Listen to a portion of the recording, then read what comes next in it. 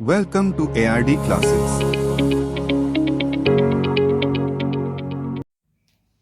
Hello students, welcome to ARD classes. जैसा कि मैंने पहले बताया था कि आप कोई भी कॉम्पिटिटिव एग्जाम की तैयारी कर रहे हो, चाहे फिर आप एसएससी की तैयारी कर रहे हो, बैंकिंग की तैयारी कर रहे हो, रेलवे की तैयारी कर रहे हो, प्लेसमेंट एग्जाम्स की तैयारी कर रहे हो, या फिर किसी भी टाइप के कॉम्पिटिशन एग्जाम की तैयारी कर रहे हो, गेट हो गया, केट हो गया, और भी काफ़ी सारे कॉम्पिटिशन एग्जाम्स हैं इंडिया के अंदर, कोई भी गवर्नमेंट जॉब की प्रिपरेशन कर रहे हो, तो हम आपके लिए एक सीरीज लाने वाले थे। ठीक है, तो ये जो सीरीज का मैं सेकंड चैप्टर स्टार्ट करने वाला हूँ, ये पहला मैंने रीजनिंग की सीरीज स्टार्ट कर दी है, ये सेकंड सीरीज स्टार्ट कर रहा हूँ क्वांटिटिव एप्टीट्यूड की। तो कोई भी एग्जाम में अगर आपके क्वांटिटिव एप्टीट्यूड आ जाए ना, तो आपके लिए ये सीरीज बहुत ही बेनिफिशियल होने वाली है। ठीक है, इस सीरीज का हमारा पहला टॉपिक है नंबर सिस्टम, संख्या प्रणाली। मैं हर एक टॉपिक को बहुत ही बेसिक से पढ़ाऊंगा और सारी हर एक चीज बताऊंगा आपको, शॉर्ट ट्रिक्स भी बताऊंगा, कैसे कैसे क्वेश्चंस बनते हैं कंपटीशन एग्जाम में। क्योंकि ये टॉपिक तो आपने बचपन से लेके अभी तक काफी बार पढ़ चुके हो, आपको आता भी है, लेकिन कंपटीशन एग्जाम में ये टॉपिक के क्वेश्चन कैसे आते हैं और आप कैसे जल्दी से जल्दी क्वेश्चनों को सॉल्व कर सकते हो, वो मैं आपको बताऊंगा। ठीक है, नंबर सिस्टम हम पढ़ने वाले हैं। सबसे पहला चैप्टर इसमें क्या पढ़ेंगे, सबसे पहले हम व्हाट इज नंबर। नंबर क्या है आप सबको पता होगा, लेकिन फिर भी मैं आपको बेसिक से बताऊंगा। और नंबर फॉर्म कैसे होता है, नंबर बनता कैसे, वो बताऊंगा। क्योंकि मैथ्स होती ही नहीं अगर नंबर्स नहीं होते तो मैथ्स बनी किस वजह से, नंबर्स की वजह से। तो ये चैप्टर काफी इंपॉर्टेंट होने वाला है।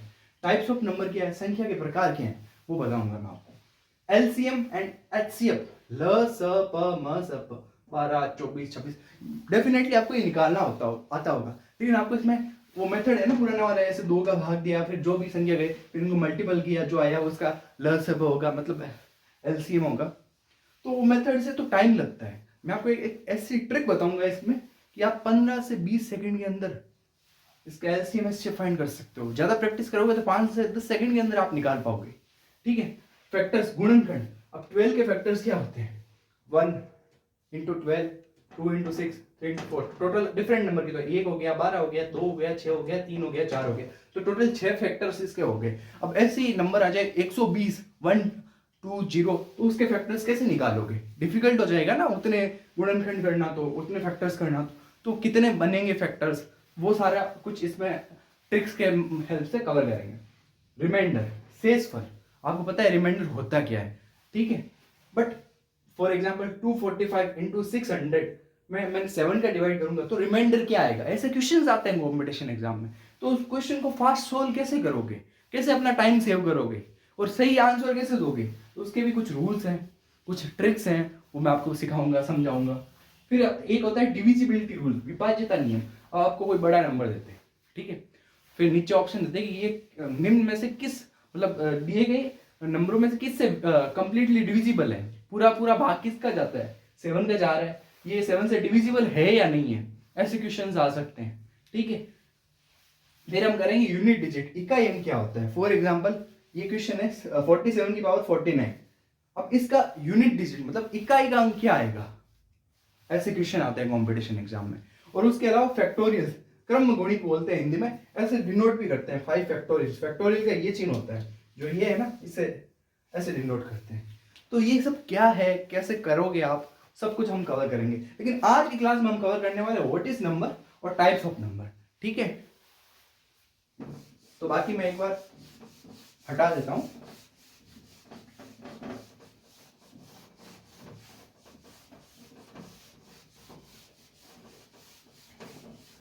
इससे पहले मैंने एक सीरीज बनाई है फास्ट कैलकुलेशन की, कि आप अपनी कैलकुलेशन स्पीड कैसे इंक्रीज कर सकते हो। अगर आपने वो सीरीज अभी तक नहीं देखी है तो आई बटन पे क्लिक करिए और वो सीरीज देखिए, जिससे आपकी कैलकुलेशन स्पीड बढ़ेगी। ठीक है, अब सबसे पहले बात करते हैं कि व्हाट इज नंबर, संख्या क्या है। तो मैं क्या करता हूं, सबसे पहले एक नंबर लिखता हूं। ठीक है, कोई भी, आप सबको पता है ये एक नंबर है, लेकिन ये नंबर बना किससे, कोई भी संख्या है वो किससे बनती है। दुनिया का कोई भी नंबर होगा वो 0 1 2 3 4 5 6 7 एंड 9, इनसे ही मिलकर बना होगा। ये सब क्या है, डिजिट्स हैं, इनको हिंदी में बोलते हैं अंक। इन अंकों से ही मिलकर कोई संख्या बनती है, ठीक है। चाहे आप 123 ले लो, चाहे 4787 ले लो, अंकों से, डिजिट से मिलकर ही कोई नंबर बनता है, ठीक है। तो 5 एक डिजिट हो गया, 4 एक डिजिट हो गया, 7 8 7 4 ये भी एक एक डिजिट हो गए। लेकिन अब सबको हम डिजिट डिजिट बोलेंगे, ये अंक हो गया, 7 एक अंक है, 8 एक अंक है, कंफ्यूजन नहीं हो जाएगा। तो इसलिए क्या होता है, कोई भी नंबर होता है उसका जो लास्ट डिजिट होता है, कोई भी नंबर का लास्ट डिजिट, उसको हम बोलते हैं यूनिट डिजिट। क्या बोलते हैं? यूनिट डिजिट, मतलब इकाई अंक। मतलब ये सिर्फ खुद से ही गुणा होता है, मतलब ये है, इसको मैं इकाई अंक मतलब एक से मल्टीपल करके लिख सकता हूं, ठीक है। अब इसके जस्ट पास वाला होता है, इसको हम बोलते हैं 10th डिजिट, यानी दहाई का अंक। इसको क्या बोलते हैं? 10th डिजिट, यानी दहाई का अंक, दहाई का अंक। इसको हम ऐसे भी तो लिख सकते हैं, 10th डिजिट हो गया मतलब 4 इंटू 10, 4 एक डिजिट है, वो 10th प्लेस पे है, 4 इंटू 10 कर सकते हैं हम इसको। फॉर एग्जाम्पल ये अपने इकाई का अंक हो गया, मतलब यूनिट डिजिट हो गया, ये 10th डिजिट हो गया। ये कौन सा है? ये है 100 डिजिट, सैकड़ा, हिंदी में बोलते हैं सैकड़ा इसको, इकाई, दहाई, सैकड़ा। ये होता है 1000 डिजिट, इसको 1000 बोलते हैं हिंदी में। तो इसको कैसे, 7 को मैं कैसे लिख सकता हूं? ये वाला 7 इंटू कौन से डिजिट है? 100 नंबर पे आ रहा है, इसको कैसे लिखता हूं? 4 इंटू 1000। ये समझ में आया अभी तक? तो इससे क्या हम एक चीज यूनिवर्सली फॉर्म कर सकते हैं कि मान लो कोई नंबर x y या फिर कोई नंबर a b, कोई भी नंबर है, उसको हम कैसे लिख सकते हैं? x को कैसे लिख सकते हैं? जैसे इसमें 45 को मैं कैसे लिख सकता हूं? 45 ये इकाई का अंक है, ये इकाई का अंक है, इसमें क्या जोड़ूंगा? 10 किससे मल्टीप्लाई हो रहा है? 4 से। ऐसे मैं लिख सकता हूं ना। तो कोई भी अंक को हम लिख सकते हैं x into 10 plus y, similarly a into 10 plus b. अब ये नंबर a b कुछ भी नंबर हो सकता है इन डिजिट्स के अंदर से, इन अंकों में से कुछ भी हो सकता है यहाँ पे, ठीक है। सिमिलरली इसके साथ जैसे x y z हो गया या a b c हो गया, तो ये सेम हो जाएंगे। क्या हो जाएगा? सबसे पहले आगे ये कौन सा 100 प्लेस पे, तो 100 into a plus 10 into b plus c, similarly इसके साथ हो जाएगा। ये चीज समझ में आई अभी तक? और इसके अलावा क्या होगा कि जैसे x y है, अगर उस नंबर को मैं उलट पुलट कर दूं, y x कर दूं, तो इसको कैसे लिख सकते हैं? 10y plus x। For example 45 है, इसको हम ऐसे लिख रहे हैं ना, 4 इंटू 10 प्लस 5।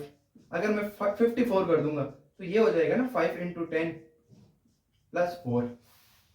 ये चीज समझ में आ रही है ना? ये चीज याद रखना बस, x y हमेशा 10 इंटू एक्स प्लस वाई होता है, ठीक है। आई होप ये चीज आपको अभी तक समझ में आई होगी। नंबर कैसे फॉर्म हुए हैं, नंबर कैसे बने, कैसे हैं, डिजिट से बने हैं।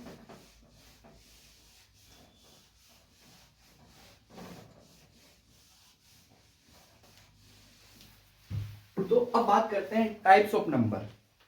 नंबर कितने टाइप्स के होते हैं? सबसे पहले बात करते हैं फर्स्ट टाइप,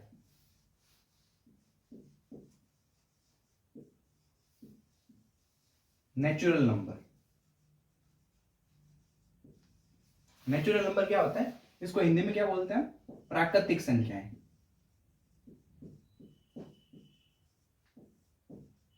प्राकृतिक संख्याएं, ठीक है।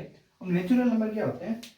कोई भी काउंटेबल नंबर्स, वो नंबर जिनको हम गिन सकते हैं, 1 2 3 4 ऐसे करके इन्फिनिटी तक, ये नेचुरल नंबर है। इसके बाद कौन सा नंबर आता है? इसके बाद में आपके नंबर आते हैं पूर्ण संख्याएं, मतलब होल नंबर।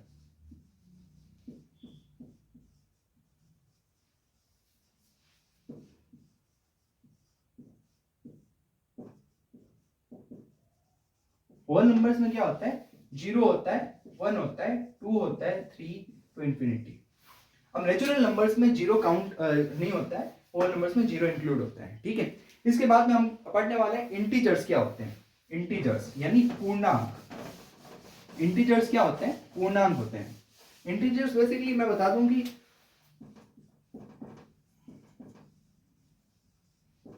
ये हो गया इंटीजर पूर्णांक। इंटीजर्स क्या होते हैं? माइनस इंफिनिटी से लेके -1 0 1 टू इंफिनिटी, ये होते हैं पूर्णांक।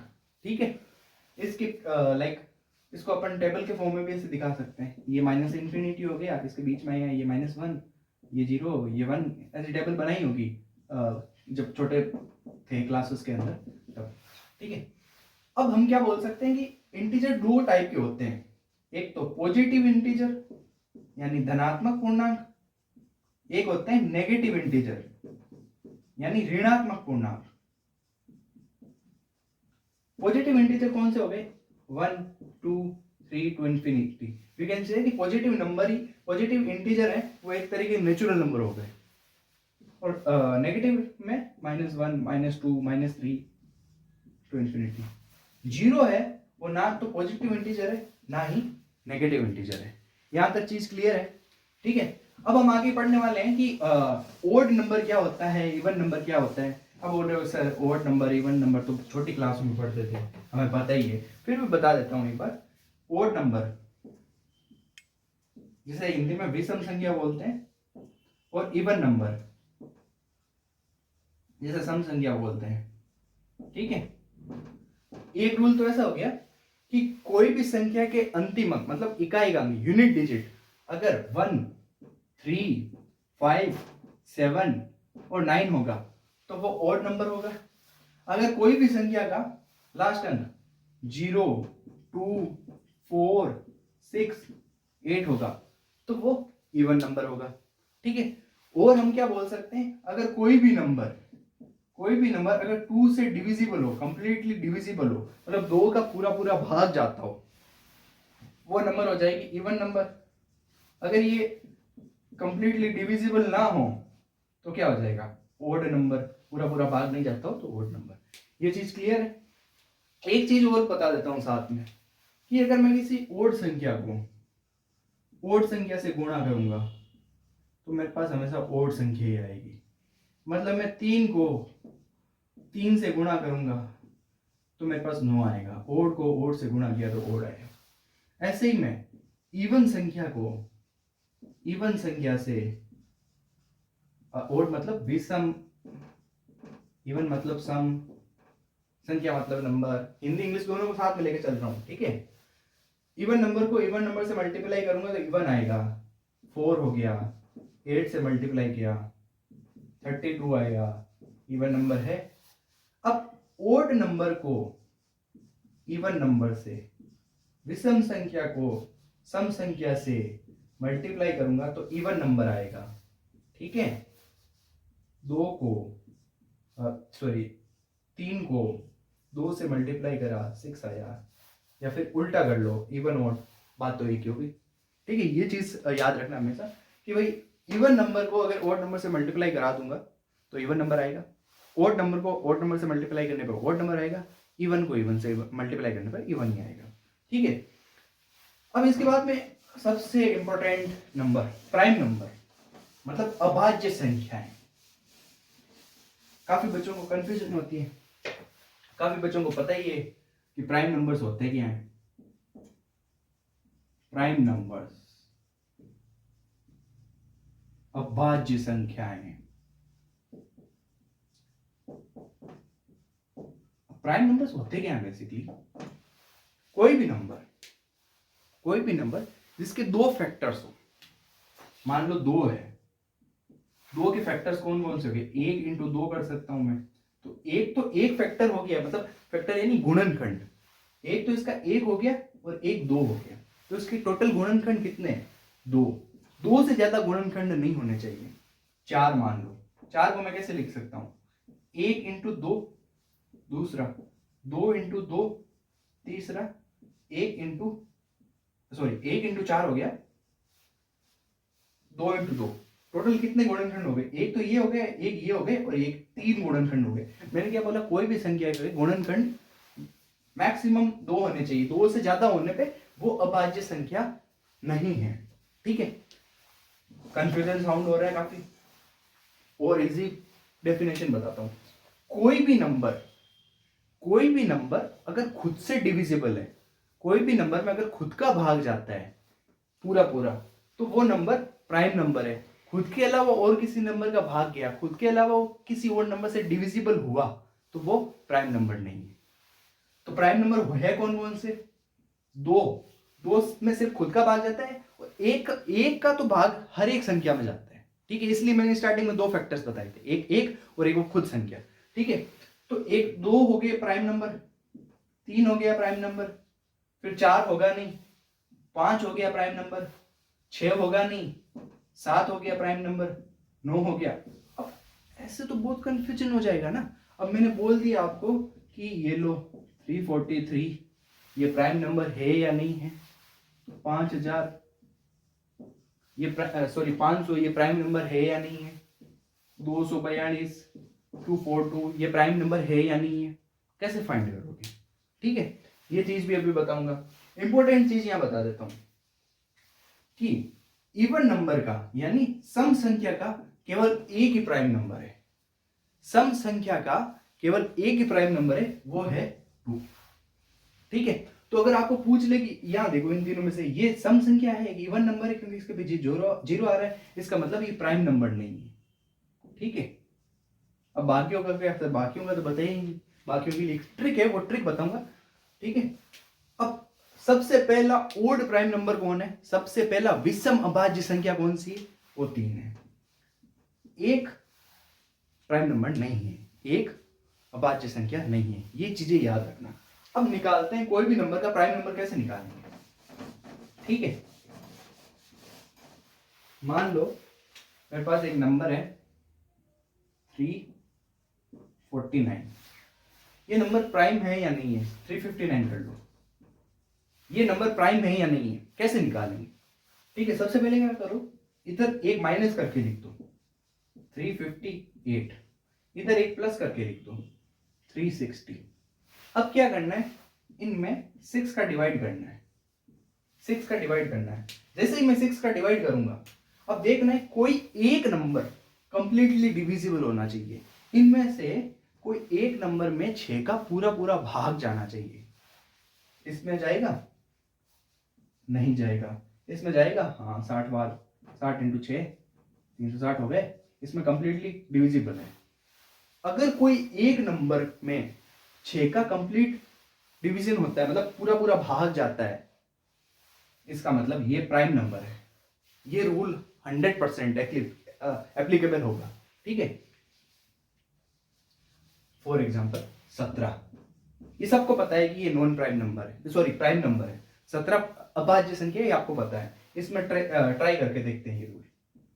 16 करना है, इधर 18 करना है, 6 इसका भाग देना है। इसमें नहीं जा रहा, इसमें तो जा रहा है, इसका मतलब ये प्राइम नंबर हो गई। 19 यहां करना है, एक माइनस, यहां करना है एक प्लस, 6 का भाग देना है। यहां नहीं जा रहा, यहां जा रहा है। कहीं एक नंबर पे अगर डिवीजन कंप्लीटली हो जाता है 6 का, इसका मतलब वो प्राइम नंबर है। तो हम इसे लिख कैसे सकते हैं? हम इसको कैसे लिख सकते हैं? हम इसको 3 से बड़ी कोई भी प्राइम संख्या होगी ना, उसको हम ऐसे लिख सकते हैं 6n + 1 और 6n - 1, जहां n क्या हो गए? नेचुरल नंबर हो गए, मतलब प्राकृतिक संख्याएं हो गई। ठीक है, ये चीज क्लियर है? अब कोई भी नंबर आपको पूछे कि प्राइम है या नहीं है, कैसे पता करेगी? अब मैं दे देता हूं आपको, मेरे को बताओ 51 प्राइम है या नहीं है। कमेंट बॉक्स में बताना कि ये नंबर प्राइम नंबर है या नहीं है, अभाज्य संख्या है या नहीं है 51। ठीक है, अब बात करते हैं कॉम्पोजिट नंबर्स, मतलब भाज्य संख्याएं। इसको हम नॉन प्राइम नंबर भी बोल सकते हैं। नॉन प्राइम मतलब जो संख्या प्राइम नहीं है वो नॉन प्राइम है। चीज क्लियर है ना इतनी? या फिर ऐसे बोल सकता हूं, एक संख्या के अगर 2 से ज्यादा गुणनखंड होते हैं तो वो कॉम्पोजिट यानी भाज्य संख्या है, ठीक है। चीज क्लियर है ना। फॉर एग्जाम्पल 4 है, 4 के गुणनखंड 1 है, 2 है, 4 है, 2 से ज्यादा गुणनखंड होने पे वो कॉम्पोजिट नंबर है, भाज्य संख्या है। ये चीज क्लियर है। अब मैं एक आपको एक लास्ट चीज में एक और अच्छी बता रहा हूं, को प्राइम नंबर क्या होते हैं। को प्राइम नंबर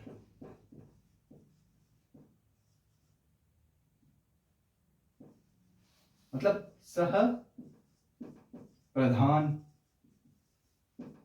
संख्या।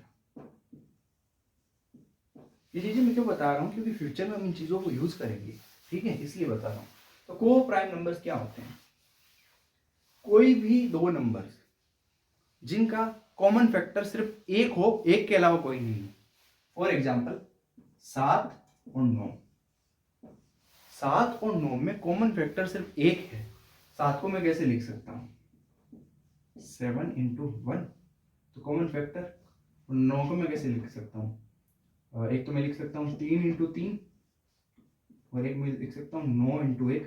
तो कॉमन फैक्टर सिर्फ एक होना चाहिए, तो वो एक ये रहा, एक ये रहा। कॉमन एक मतलब कि ये वाला 1, ठीक है, ये वाला 1। कॉमन फैक्टर सिर्फ एक है, इसलिए ये सहप्रधान संख्या है, कॉम्पोजिट नंबर है। अब मैं एक चीज बताता हूँ, कोई भी अल्टरनेटिव नंबर होता है ना, लगातार नंबर्स, वो हमेशा को प्राइम नंबर्स होते हैं, ठीक है। लगातार नंबर मतलब 1 2 ये को प्राइम नंबर हो गए, 2 3 ये को प्राइम नंबर हो गए, 17,18 17,18 ये को प्राइम से नंबर हो गए। तो कोई भी कोई भी लाइक ये देखो 19 एंड 20 ये भी को प्राइम नंबर्स हो गए। इनमें मतलब कॉमनली जो गुणनखंड होगा ना वो ओनली 1 ही आएगा, ठीक है। ये चीज क्लियर है। अब नेक्स्ट वीडियो में हम पढ़ेंगे डिविजिबिलिटी रूल्स क्या होते हैं, ठीक है। ये वीडियो में इतना ही था। नेक्स्ट वीडियो हम डिविजिबिलिटी रूल्स पढ़ेंगे, ठीक है। कुछ ट्रिक्स होंगे, कुछ रूल्स होंगे, वो समझेंगे। बाकी इस टॉपिक में इतना ही था। आपको वीडियो अच्छा लगा हो तो लाइक शेयर एंड सब्सक्राइब करिएगा। और हाँ, इस टॉपिक को हम पूरा कंप्लीटली अच्छे से समझेंगे, इसलिए नेक्स्ट वीडियो के लिए बने रहिएगा, ठीक है। Thank you so much. Thanks for watching. Like, share and subscribe ARD classes.